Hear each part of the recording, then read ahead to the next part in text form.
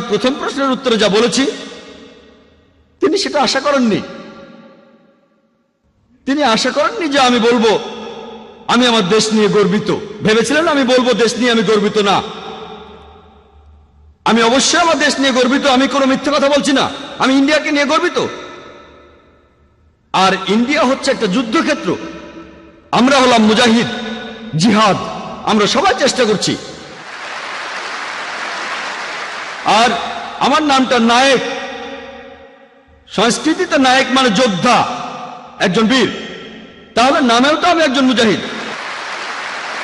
আমাকে এই যুদ্ধের ময়দানে থাকতে হবে, আমাকে আমার কাজ করতে হবে। আর সেজন্য আমি বোম্বেতে থাকতে চাই, কিন্তু লোকজন আমাকে অন্য জায়গায় থাকতে বলে।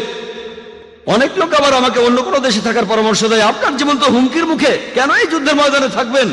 এটা আমার যুদ্ধ। আর দেশকে আমি অনেক কারণে ভালোবাসি, অনেক কারণে।